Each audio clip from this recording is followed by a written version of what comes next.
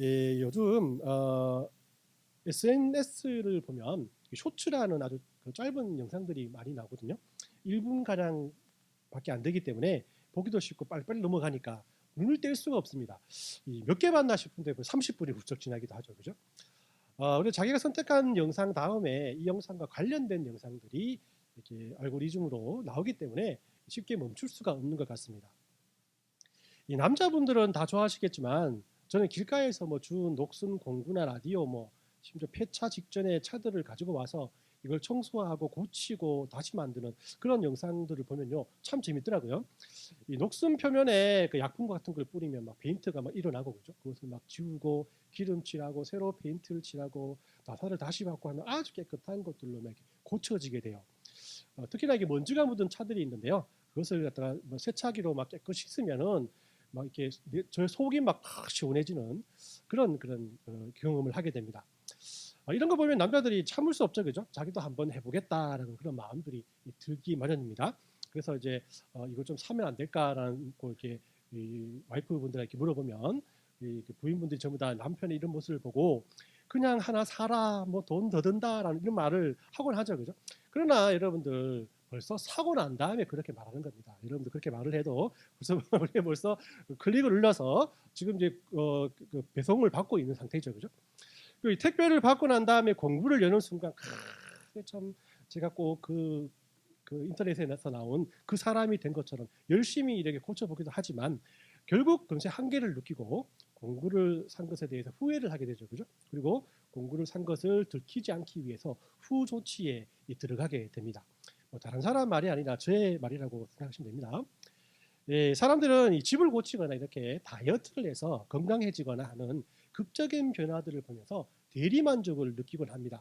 뭐 이것이 우리들의 마음을 사로잡는 것은 우리 자신도 어떻게 늘 이렇게 변화되는 삶을 살면 좋겠다라는 그런 기대 때문이라고 할 수가 있어요. 이 성경에 보면 많은 인물들의 변화되는 모습들을 우리가 발견을 합니다. 삶이 바뀌고 믿음이 변화되고 행동이 변화되는 이런 모습들을 보면서 하나님의 일하심을 깨닫게 되죠. 하나님께서는 창조하신 이 피조물을 그대로 방치해 두고 내버려 두고 그냥 그 자기 알아서 돌아가라라고 그렇게 내버려 두시는 분이 아니시라 이렇게 일일이 간섭하시고 하나님의 방법대로 하나님의 능력대로 바꾸시어서 하나님의 계획대로 이 세상을 이끌어 가시는 분이시라라고 말씀을 하고 있습니다. 우리가 이 몇 주 동안에 살펴본 아브라함의 가족들과 또 그의 자손들도 마찬가지이죠. 이들은 매우 특별한 사람들이 아니라 현대를 살아가는 우리들과 똑같이 연약하고 부족하고 어리석은 사람들이었습니다.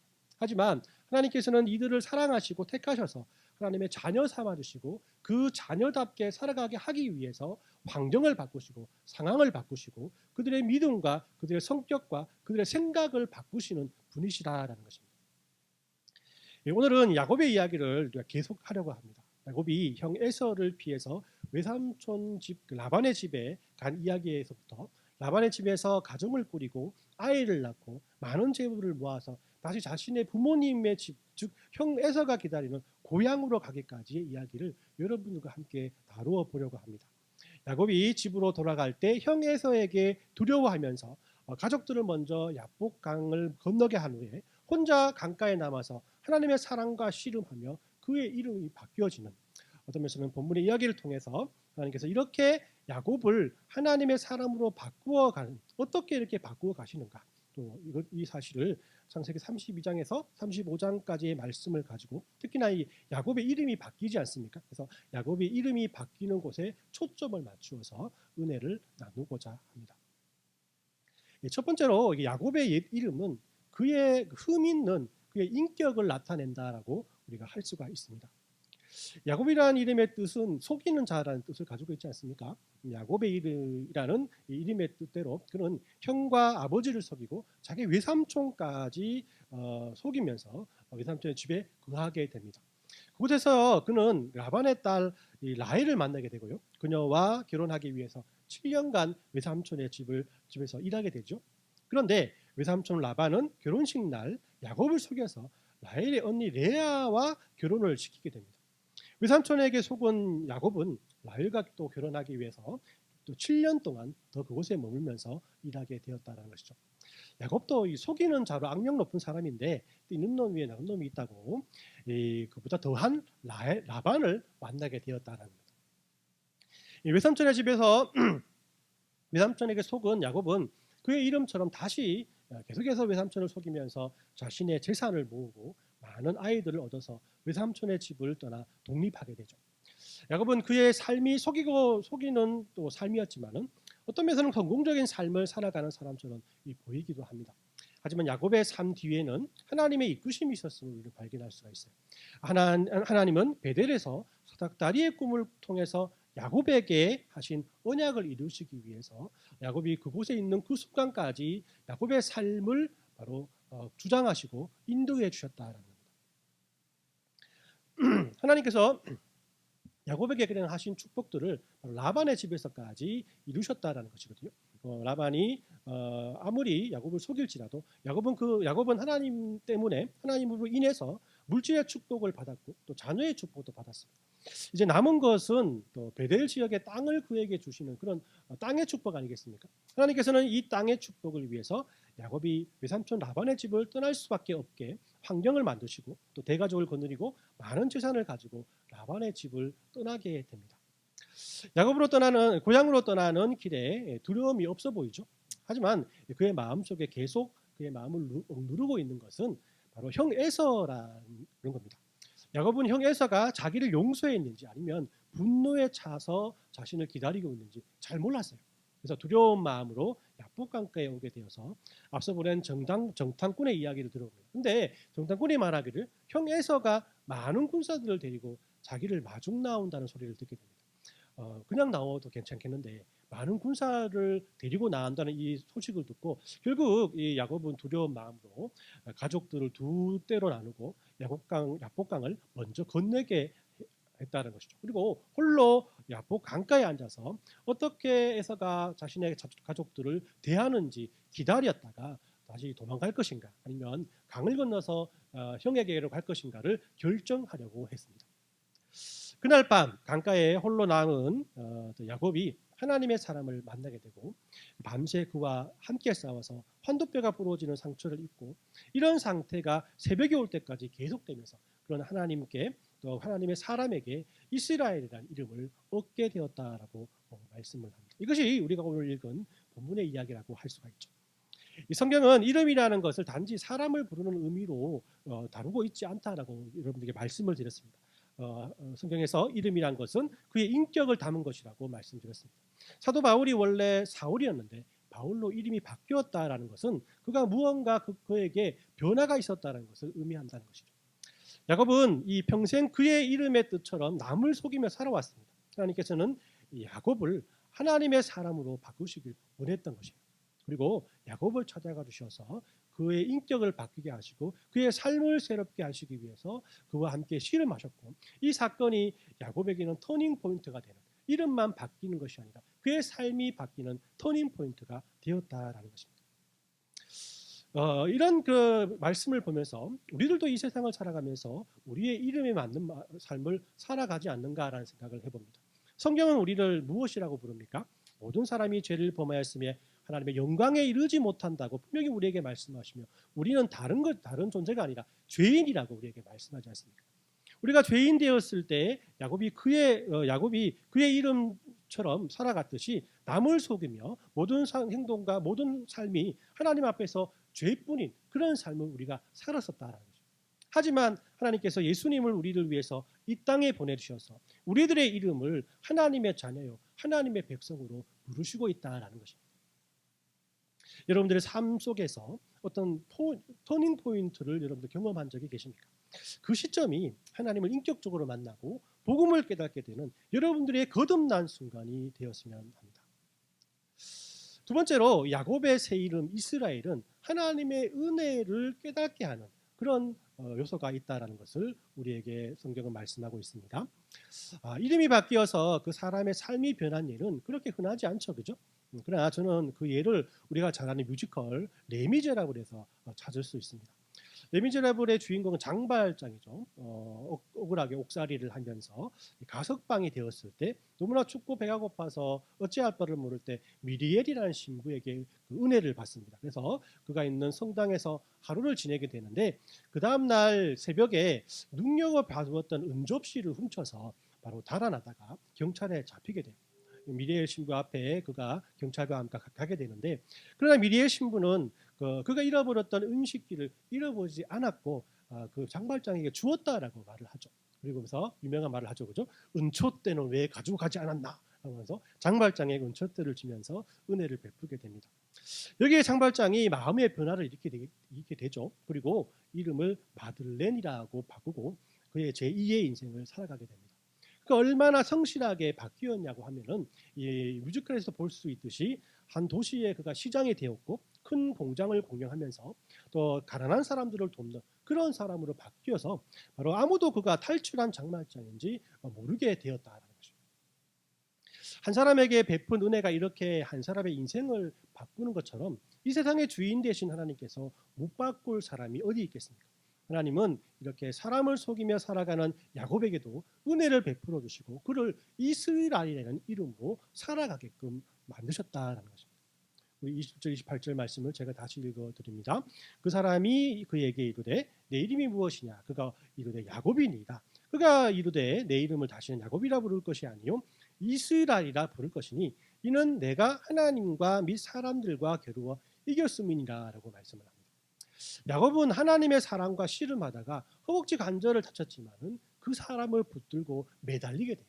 그리고 그 사람은 야곱의 이름을 물어보죠. 생뚱맞게 야곱의 이름을. 네 이름이 뭐냐? 야곱입니다. 이 뜻이 무엇입니까? 나는 속이는 사람입니다. 아버지를 속이고 형을 속이고 삼촌을 속이며 살았습니다. 라는 그런 고백 아니겠어요? 그리고 하나님의 사람은 너는 너의 이름을 다시는 야곱이라 하지 않을 것이다. 바로 이스라엘이라 부를 것이다. 라고 말씀을 하고 있다는 거죠. 지금까지 너는 속이며 살아가는 사람이었습니다. 너는 그렇게 살지 마라. 이제부터 너는 하나님과 사람들과 겨루어 승리하며 살아가는 믿음의 사람이 될 것이다 라고 그에게 말씀해 주었다는 것입니다. 야곱이 이렇게 하나님의 사랑과 씨름하는 이 모습은 우리에게 무엇을 알려주는 것일까? 실제로 사람이 하나님과 씨름할 수 있을까요? 여러 가지 상상을 할 수도 있겠지만 우리는 야곱의 씨름을 하나님께 진정으로 드리는 그의 기도라라고 해석할 수가 있습니다. 야곱은 강을 건너지도 못하고 머물지도 못하는 한계 상황 속에 처해 있었습니다. 하나님께 매달리며 기도할 수밖에 없는 그런 상황 속에서 하나님께 나가게 된다는 거죠. 자신의 마음을 다해 신령과 진정으로 하나님께 기도하는 그의 모습을 우리가 볼 수가 있습니다. 그의 기도는 뼈가 부러질 정도로 간절했습니다. 해가 떠오를 때까지의 긴 시간이었습니다. 그의 인격이 그의 마음과 성격까지 바뀌어버릴 만큼 열정적인 기도였다라는 것입니다.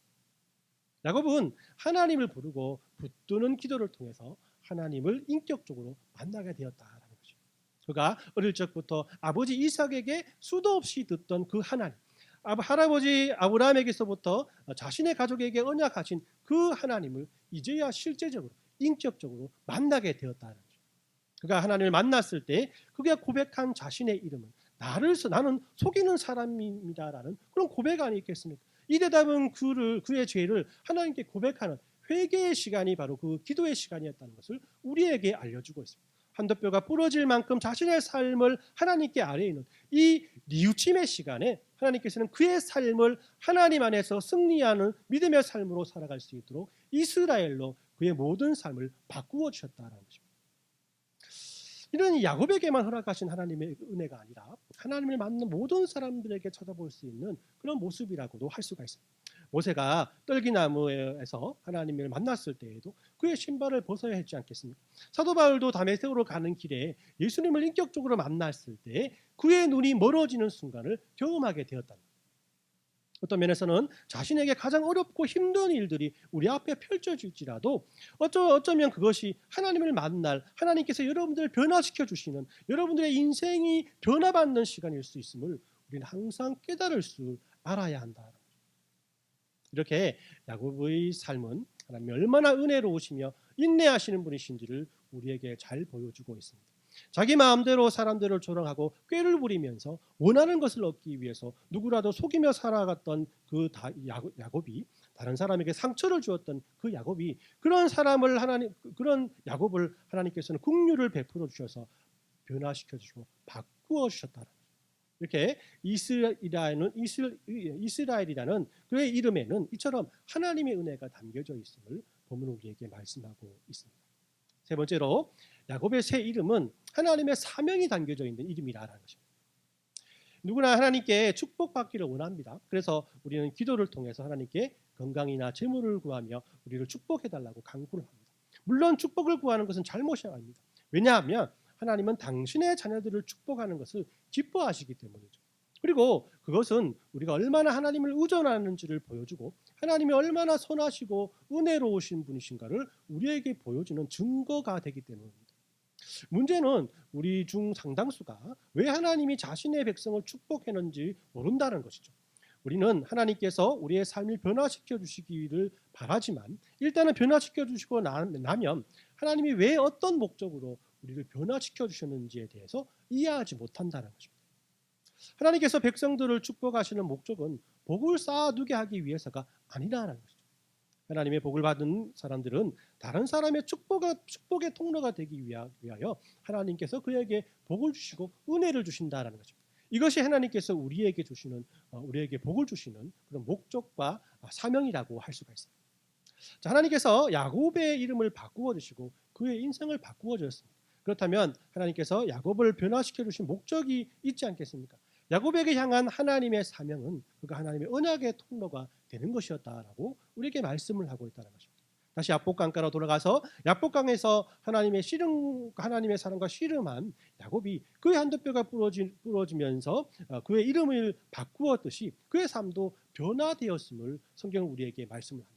지금까지 상황이 극도로 긴장되었던 분위기였다면 야곱이 하나님의 사랑과 씨름한 이후의 상황은 모든 것이 은혜롭게 지나가고 있습니다.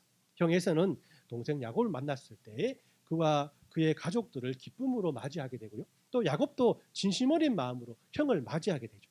형은 형대로 동생 야곱을 용서하고 야곱은 형에게 진심 어린 사과를 하게 됩니다. 그리고 야곱은 이방 사람들에게서 배워왔던 그가 섬기던 모든 우상들을 버리고 하나님만 섬기며 살아가기로 작정을 합니다. 하나님께서는 이렇게 조금씩 야곱을 하나님의 사람으로 붙들고 변화시켜 주시고 있다는 것입니다.